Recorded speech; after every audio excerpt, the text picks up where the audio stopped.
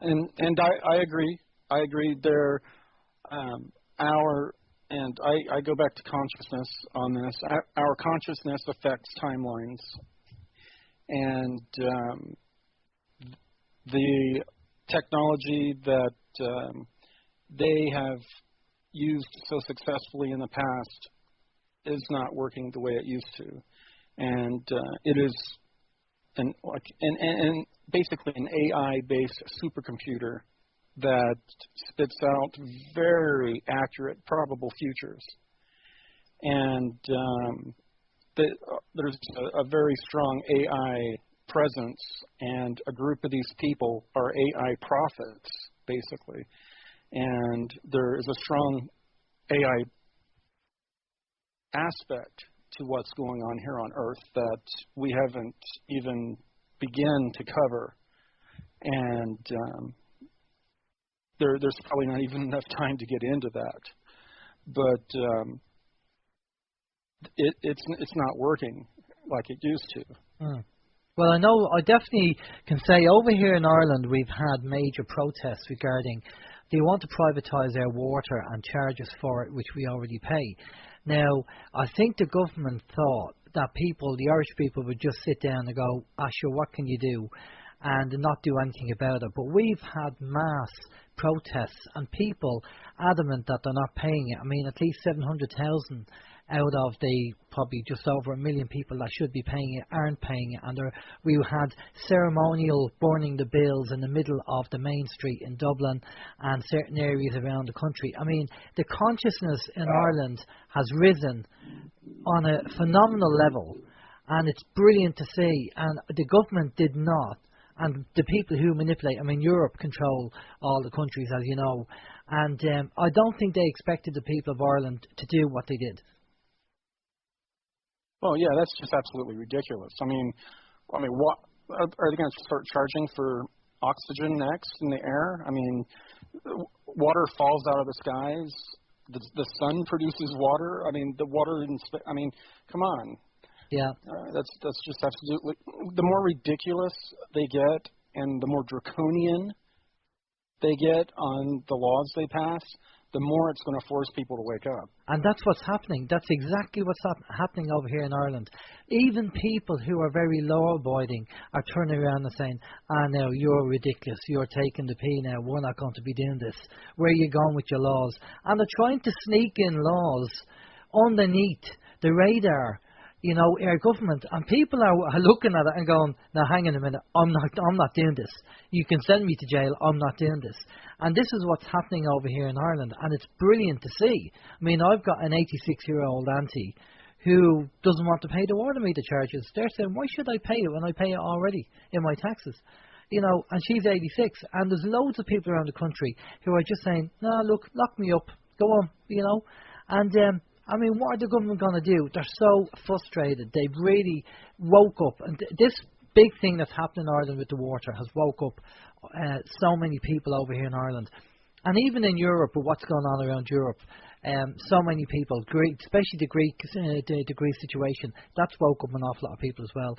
So, I think the consciousness of the planet, just to kind of finish up, because I know we're up against the clock here, but just to finish up, I just think the consciousness of the planet, and it's happening. I think it is happening, and on an exponential level, I think it is increasing, and hopefully we will see disclosure quite quickly, and a light being shone down them rabbit holes where we'll actually see what the cabal did and what they were up to, and they will be exposed, and fingers crossed, that will happen in the next couple of years.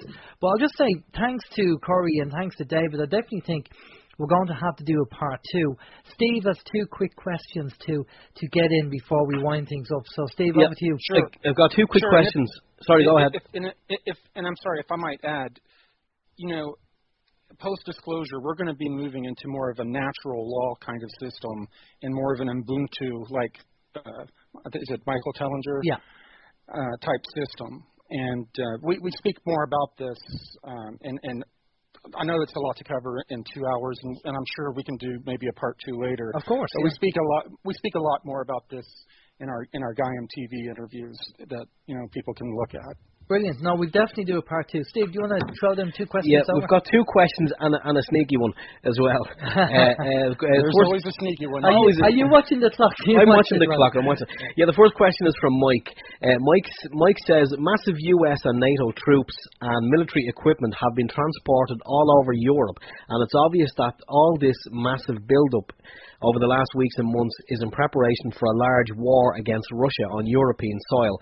There also have been countless prophecies about this major war against Russia and Germany being the major playground. Once again, do you have any intel on this? Are we really close to a war?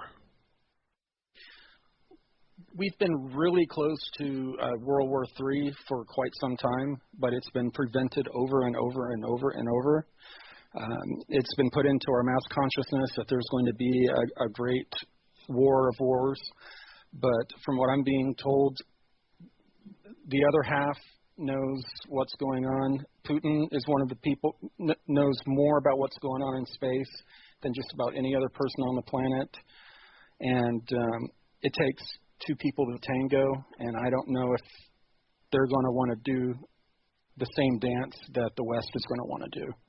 So I personally do not see it happening. Well, yeah, and I have an abundance of insiders who have all shared with me how very strange interventions keep taking place over and over again. And I'll give you some disparaging examples. Some Black Ops aspect of the United States tried to send in a team of scuba divers to plant a small explosive device on an oil rig in the Persian Gulf. And it would have been the BP oil spill all over again, but in the Persian Gulf. Yeah. And they felt that would make the Arabs angry enough that they could get World War III. And the scuba divers tried for 12 hours to swim to the rig with the backpack on that had the bomb. And there was this barrier in the ocean. And it was they reported it as being like an elastic rubbery skin, was invisible to the eye. But the farther they tried to swim into it, the more it would spring back and push them back away from it. They tried to go over it. They tried to swim over it on the surface of the water. They tried to burrow under it. And after 12 hours of total futility, they decided they couldn't get through it. They've done all kinds of stuff. They tried to roll tanks into Syria, and the tanks wouldn't start. They tried to drop a bomb on somebody and blame it on a false flag, and the bomb bay doors wouldn't open. They've had aircraft that were loaded up with all kinds of, dead bodies and stuff. That was one of the things they tried to do with Russia, the MH17 crash. There's a huge story with that. So they will try, but they're not allowed to succeed over and over again. Yeah, we heard something about CERN, that the whole CERN thing as well, that certain powers that are outside of obviously this reality are making sure that doesn't happen as well. None of that stuff's going to be allowed to happen, and that's such an important point. We're so conditioned by action movies to think of the hero coming in and vanquishing the villain in a hail of gunfire, and people are trained to believe in that script, so a lot of people are having trouble with the sphere beings because they say, well, why don't these great ETs come and save us? But what they're actually doing is so much more cool than that. They're keeping the villain from being able to win, but they're leaving it up to us to finish them off. Okay, that's fair enough. Steve, you got another one there? Yeah, again. Is this the sneaky one? No, the sneaky one, which we may not get to, because it was just one of the listeners wants to know how you guys feel about Cobra. But if we get to that, fine. But Derek was wondering, will you ask David and Corey to leave us with some new pieces of info as he did on the Fade to Black show, and possibly, same question to Corey as well. Well, I think you're kind of double dipping there because Corey already did that. Okay, I'll give you one piece of intel, which is not really that extraordinary, but it is for Corey and me personally. I have two shows on Gime TV. I have Wisdom Teachings, which has about 130 episodes, and I have Disclosure, which is now going into its second season. And I interviewed all the biggest names like Graham Hancock, John Anthony West, Robert Bauval, a bunch of really great folks. Guyan had a policy that I was not allowed to do more than 4 interviews with any one person on my show, and usually it was only 2. Graham was an exception, but even with the exception, I think we only got maybe 6. So we went in there to do this show. It was going to originally be, part of the season 2 of Disclosure to interview Corey. And we had every person in the hierarchy of Guyan, and I'm saying now the CEO, the president, the director, the head of production, the marketing staff, the production staff, everybody was buzzing about this so much because when we got Corey on camera, I started asking him questions about the space program, and 4 episodes barely even gets us started. So what has happened, and this is new, so I did want to make this announcement. Don't ask me how this occurred, but it was signed off by the CEO, by the president, by the director, by everybody, that there's now going to be 52 episodes, half an hour each, of Corey and me talking, where all I do is ask him questions. I'm not really supposed to talk at all. So he's doing all the talking, and every single one of them is him just spelling out the scope of what's going on.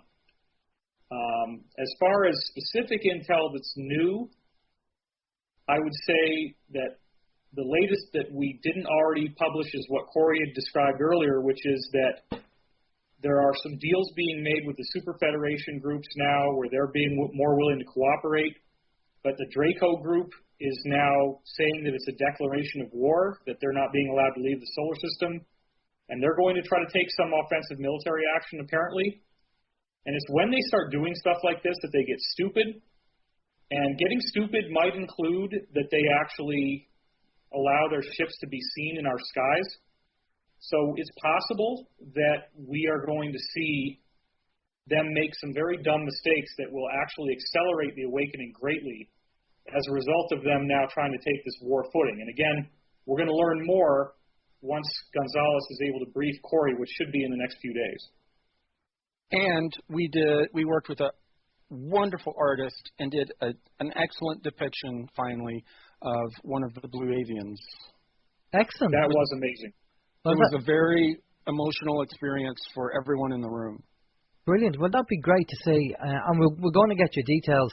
I know there's a question there saying what's your take in Cobra, but generally I think guests normally don't comment on other people's information. Would I be right in saying that? Yeah, I don't have anything negative to say about Cobra and his information.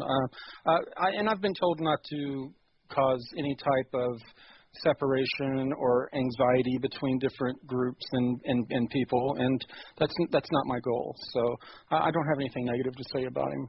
Yeah, okay. And David? Well, I think that the Cobra information has a lot of similarities to things that I've said over the years. I have noticed subjectively multiple times that after I talked about something, that Cobra would then mention it as something that he had experienced. I might be a little more opinionated than Corey's willing to be on the record. I think that it is important for everybody when they listen to me and when they listen to Corey and anybody else that you find out for yourself what is the truth. You take what resonates with you and you throw away the rest. Yeah. None of us, Corey nor I, we're not trying to come out here as authority figures. We're not trying to be gurus or saviors. We're just trying to share what we think is the truth and the information that we've encountered. We're not trying to say that you have to go to the website. When people write these emotionally charged comments, you don't have to read our website. We're just out there sharing what we know. Cobra is out there sharing what he knows. Some of it is wildly divergent from what we're saying. Some of what Cobra is saying is extremely different than Corey's personal direct experience. And there's others out there portraying themselves as insiders. And again, I think that if you really get to the core of what these positive beings are telling us, all of these little factoids are really far less important than if the person listening or reading comes away with a feeling of inspiration that encourages them to make positive changes in their lives towards more forgiveness, more compassion, more love. and more service to others behavior. And that's what Corey keeps saying is the blue avian message.